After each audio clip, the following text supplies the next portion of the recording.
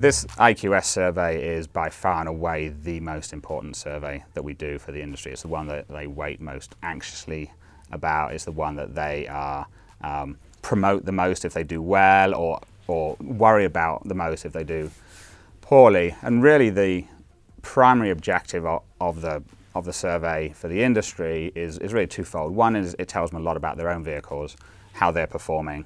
As importantly, it tells them where they rank relative to their competition. Technology has been introduced by a number of different manufacturers which frankly haven't gone particularly well, and so sometimes the gaps these days are really more around where the OEM is in the life cycle of the introduction of the technology, as opposed to having inherently better or worse technology than someone else. I mean, we saw Ford go pretty early and very aggressively into new technology.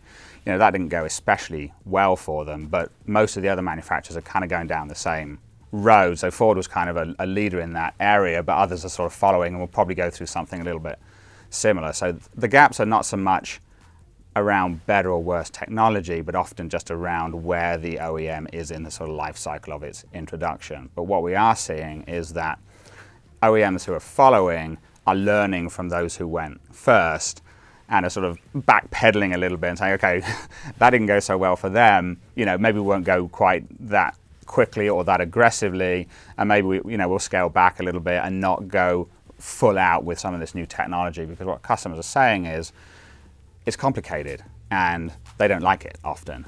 What would you characterize as the difference between the best and the worst rankings today compared to historically a few years ago? There's really very few bad vehicles these days. Consumers can be fairly confident if they go out and buy a brand new vehicle, the quality is going to be pretty good. So the differences are certainly smaller than they used to be, but what we do find is that even some of these small differences have a pretty profound impact on the customer's satisfaction with the vehicle, their likelihood to recommend the vehicle, their likelihood to repurchase the vehicle. So even though the rankings appear to be narrowing, when we look at things like recommendation and reputation and repurchase, there are some huge differences between those at the top and those at the bottom. So what are some of the big challenges that the industry really needs to look at going forward?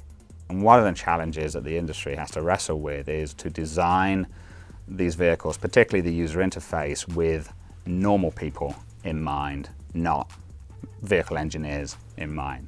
Often a manufacturer can get a little bit caught up in the excitement of this technology and design it almost for themselves, not for the end customer. So what manufacturers really need to do is, as early in the process as possible, have real customers or representatives of real customers actually validate that what they're designing is actually going to be able to work properly in the real world.